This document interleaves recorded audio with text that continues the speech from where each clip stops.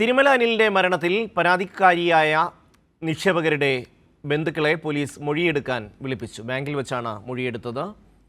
നിക്ഷേപകൻ ശശിധരന്റെ മകൾ ശശികല കൈരളി ന്യൂസിനോട് അനിലിന്റെ പിന്തുണ നല്ല രീതിയിൽ ഉണ്ടായിരുന്നു, തുക തിരികെ നൽകാമെന്ന് അനിൽ പറഞ്ഞതാണെന്നും ശശികല പറഞ്ഞു. എല്ലാ സ്റ്റേറ്റ്മെന്റ് കാര്യങ്ങളെല്ലാം എടുത്തു, ഇനി കുറച്ചെന്തോ കിട്ടാനുണ്ട്, അത് അവരെ എത്തിച്ചോളാമെന്ന് പറഞ്ഞു സ്റ്റേഷനിൽ. ഞങ്ങൾക്ക് വളരെ സപ്പോർട്ടായിരുന്നു, അനുചേട്ടൻ്റെ ഒരു സപ്പോർട്ട് നല്ല രീതിയിലുണ്ടായിരുന്നു. ഞങ്ങൾക്ക് കാശ് മേടിച്ച് തരാൻ വേണ്ടിയിട്ട് നല്ല രീതിയിൽ അനുചേട്ടൻ ഞങ്ങളോട് സപ്പോർട്ടായിട്ട് നിന്നത്. എൻ്റെ അച്ഛൻ 10,60,60,000 രൂപയാണ് നിക്ഷേപിച്ചിരിക്കുന്നത്.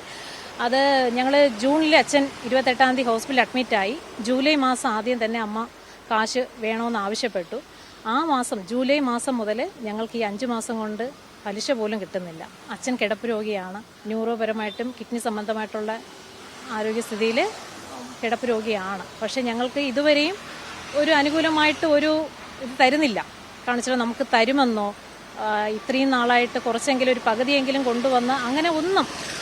ഈ 5 മാസം കൊണ്ട് നമ്മൾ പുതിയ പ്രസിഡന്റ് വന്നല്ലോ, പ്രസിഡന്റ് വന്ന് ചോദിച്ചപ്പോഴത്തേക്ക് പറയുന്നത് 2 വർഷത്തിനുള്ളിൽ തരാൻ ശ്രമിക്കാം. കാരണം വെച്ചാൽ എൻ്റെ അച്ഛനെ ഹോസ്പിറ്റലിൽ നിന്നാണ് ഇവിടെ കൊണ്ടുവന്നത് ആംബുലൻസിൽ. കാരണം വെച്ചാൽ യൂറിൻ ട്യൂബും മൂക്കിൽ ട്യൂബും ഒക്കെ ഇട്ടിക്കുന്ന സമയത്താണ് ഞങ്ങൾ ഇവിടെ കൊണ്ടുവന്നത്. അപ്പോഴും അനുചേട്ടൻ പറഞ്ഞ് കൊണ്ടുവരരുത്, കാരണം വെച്ചാൽ ഇത്രയും മോശം സ്റ്റേജിൽ കിടക്കുകയല്ലേ, കൊണ്ടുവരരുത്. പക്ഷേ അവരുടെ വാശിയാണ് എൻ്റെ അച്ഛൻ ഇവിടെ എത്തിച്ചത്. എന്നിട്ട് പിറ്റേ ദിവസം നമ്മൾക്കെതിരെ കൊണ്ടുവന്ന് അവർ കേസ് ഫയൽ ചെയ്തു, നീലിമാർക്കുറുപ്പ്. മനസ്സിലായല്ലേ? എൻ്റെ അച്ഛൻ വന്ന് നേരിട്ട് ചോദിച്ചാൽ കാശ് ഉടൻ തരുമെന്ന് പറഞ്ഞാണ് എൻ്റെ അച്ഛൻ ഇവിടെ കൊണ്ടുവന്ന് സീൽ ചെയ്തൊക്കെ. വെച്ചാൽ കയ്യിൽ സൈൻ ചെയ്യാൻ പറ്റത്തില്ലോ, കയ്യും കാലും തളർന്നതായിരുന്നു. അപ്പോൾ ഒപ്പിട്ട് വാങ്ങിയിട്ട് പറഞ്ഞ് ഞങ്ങൾ എത്രയും പെട്ടെന്ന് കാശ് കൊണ്ട് എത്തിക്കും. എന്നിട്ട് പിറ്റേ ദിവസം നമ്മുടെ പേരിൽ തന്നെ കേസ് കൊടുക്കുകയും ചെയ്തു. പിന്നെ ഞങ്ങൾ വീണ്ടും പിന്നെ ഇത്രയും ദിവസം സമാധാനപ്പെട്ടെന്ന് വെച്ചാൽ പുതിയ പ്രസിഡന്റ് വരുമ്പോൾ ഒരു തീരുമാനം ഉണ്ടാവുമല്ലോ. അപ്പോൾ അങ്ങനെ ഞാൻ പുള്ളിയുടെ നമ്പറിൽ വിളിച്ചു. 2 തവണ വിളിച്ചപ്പോഴത്തേക്കും ആദ്യത്തെ തവണ പറഞ്ഞു എനിക്ക് പഠിക്കണം, ഞാൻ പുതിയ പ്രസിഡന്റാണ്, എനിക്കിതിനെപ്പറ്റി പഠിക്കേണ്ട സമയം വേണം. ശരി, ഒരാഴ്ച കഴിഞ്ഞ് ഞാൻ വീണ്ടും വിളിച്ചപ്പം പറഞ്ഞതെന്ന് വെച്ചാൽ ഞങ്ങളല്ലല്ലോ അനിലല്ലേ വാങ്ങി. ഞാൻ പറഞ്ഞു എൻ്റെ അച്ഛൻ അനുചേട്ടൻ്റെ വീട്ടിൽ കൊണ്ടല്ല കൊടുത്തത്, ബാങ്കിൽ കൊണ്ട് പലതവണയായിട്ട് നിക്ഷേപിച്ച കാശാണ്. എൻ്റെ അച്ഛൻ്റെ ചികിത്സയ്ക്ക് വേണ്ടിയിട്ടാണ് സാർ ചോദിക്കുന്നത്. അപ്പം അദ്ദേഹം തിരിച്ചു പറഞ്ഞ മറുപടി എന്ന് പറയുന്നത് 2 വർഷത്തിനുള്ളിൽ കുറേശ്ശെ തരാൻ ശ്രമിക്കാം. പിന്നെ അതിനുശേഷം വിളിക്കുമ്പോൾ ഫോൺ എടുക്കുന്നില്ല. ഇപ്പോൾ വന്നപ്പോഴും പ്രസിഡന്റും സെക്രട്ടറി അകത്തില്ല. എന്ന് വെച്ചാൽ അവരോട് നമുക്ക് സംസാരിക്കാൻ പറ്റുന്ന ഒരു ക്യാരക്ടറല്ല. നമ്മുടെ സ്വഭാവമായിട്ട് നമുക്ക് അവരോട് നമ്മളെ ഒന്ന് സമാധാനപ്പെടുത്താൻ ശ്രമിക്കുകയോ ഒന്നും തന്നെ അവരുടെ ഭാഗത്തുനിന്ന് ഇതുവരെ കാണിച്ചാൽ അല്പമെങ്കിലും മനസാക്ഷി എന്നുള്ളൊരു സംഭവം ഉണ്ടായിരുന്നെങ്കിൽ ഈ കിടപ്പ് രോഗി 72 വയസ്സായ എൻ്റെ അച്ഛനെ ഇവിടെ കൊണ്ടുവരത്തില്ല. അതിൻ്റെ വീഡിയോസൊക്കെ എൻ്റെ കയ്യിലുണ്ട്. മാനസ ചേരുകയാണ്. മാനസ, ഇപ്പോൾ ഈ ശശികലയുടെ വാക്കുകൾ കേൾക്കുമ്പോൾ തന്നെ നമുക്ക് മനസ്സിലാവുന്നുണ്ട് BJPയുടെ ആ ഭരണ സംവിധാനം എന്തായിരുന്നു എന്ന്. ഇപ്പോൾ പുതിയൊരു പ്രസിഡന്റ്, തിരുമല അനിൽ ആത്മഹത്യ ചെയ്തതിന് പിന്നാലെ ഒരു പുതിയ പ്രസിഡന്റ് വന്നിട്ടുണ്ട്. അയാളോട് സംസാരിച്ച കാര്യവും ശശികല പറയുന്നുണ്ട്. അവരോടൊന്നും നമുക്ക് സംസാരിക്കാൻ പറ്റിയ ആൾക്കാരല്ല എന്നാണ് ശശികല പറയുന്നത്. വെറുതെ അല്ല, 10.5 ലക്ഷം രൂപ കൊണ്ടുപോയ ബാങ്കിലിട്ടിട്ട് അത് തിരിച്ചു ചോദിക്കുന്ന സമയത്ത് ഇവരോട് സംസാരിക്കുന്ന രീതിയെക്കുറിച്ചാണ് ശശികല പറയുന്നത്. മാനസ, എന്തൊക്കെയാണ് വിശദാംശങ്ങൾ?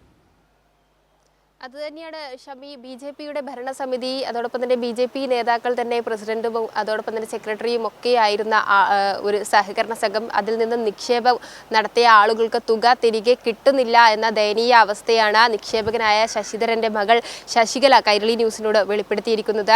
അത് മാത്രമല്ല, ഈ പ്രസിഡന്റ്, അതായത് തിരുമല അനിൽ പ്രസിഡന്റ് ആയിരുന്ന സമയത്ത് നല്ല രീതിയിലുള്ള പിന്തുണ തന്നെയായിരുന്നു. തുക തിരികെ ലഭിക്കും അല്ലെങ്കിൽ ലഭ്യമാക്കും എന്ന രീതിയിലുള്ള കാര്യങ്ങളൊക്കെയും തന്നെ പറഞ്ഞു ഉറപ്പ് നൽകിയതാണ്. പിന്നാലെയാണ് അദ്ദേഹം ആത്മഹത്യയിലേക്ക് പോകുന്നതും അദ്ദേഹവുമായി സംസാരിച്ച ഓഡിയോയും പുറത്തു വന്നതാണ്. ഏത് രീതിയിലാണ് അദ്ദേഹത്തിന്റെ മാനസിക സമ്മർദ്ദം, അതോടൊപ്പം തന്നെ സാമ്പത്തിക ഞെരുക്കം എന്നതടക്കമുള്ള കാര്യങ്ങൾ തെളിയിക്കുന്ന രീതിയിലുള്ള ഓഡിയോകളൊക്കെയും തന്നെ പുറത്തു വന്നിരുന്നു.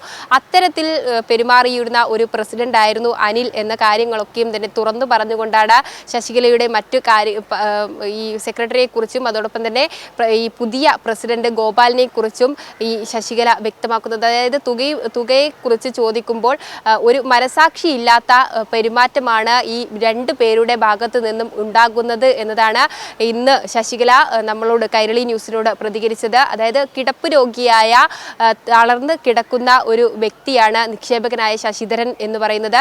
അദ്ദേഹം തന്നെ നേരിട്ട് ബാങ്കിലെത്തി ഒപ്പുവെച്ചാൽ മാത്രമേ തുക ലഭ്യമാക്കുകയുള്ളൂ എന്ന് സെക്രട്ടറി നീലിമ ആർ കുറുപ്പ് പറയുന്നു.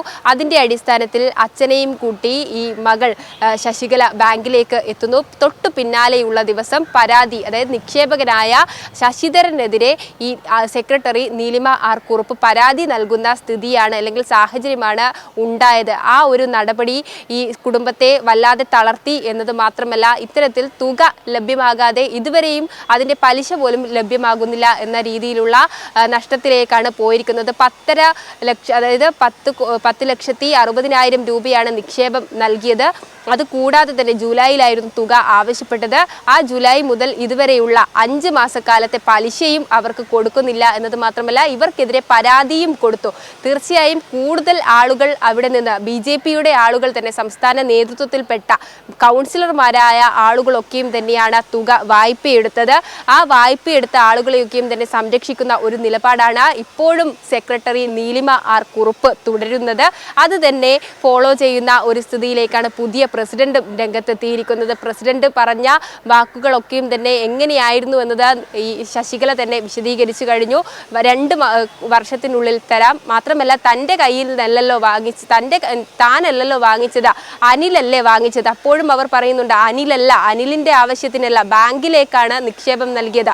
അപ്പോൾ ബാങ്കിന്റെ പ്രസിഡന്റായി വന്ന ആളോടാണ് ഈ തുകയെക്കുറിച്ച് ചോദിക്കുന്നത്.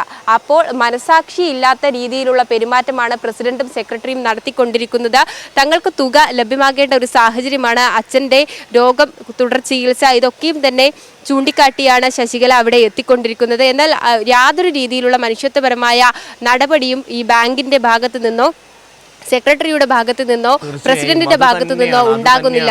മനസ തിരുമല അനിൽ എന്ന BJP നേതാവിനോടോ അവിടെ നിക്ഷേപം നടത്തിയ മനുഷ്യരോടോ യാതൊരു മനുഷ്യത്വവുമില്ലാത്ത ഇടപെടലാണ് അവിടുത്തെ BJP നേതാക്കന്മാരും അവിടുത്തെ സെക്രട്ടറി ആയിട്ടുള്ള നീലിമ കുറുപ്പും നടത്തിയത്. മനസാക്ഷി എന്ന സാധനം പണയം വെച്ച് നടത്തിയിട്ടുള്ള ഇടപാടുകൾ, കോടിക്കണക്കിന് രൂപ നേതാക്കന്മാർ അവിടെ നിന്ന് വായ്പയെടുത്തു, പക്ഷേ ആരും തിരിച്ചടച്ചില്ല. അതിൻ്റെ രക്തസാക്ഷിയായി മാറേണ്ടി വരികയാണ് തിരുമല അനിലിന് ചെയ്യേണ്ടി വന്നത്.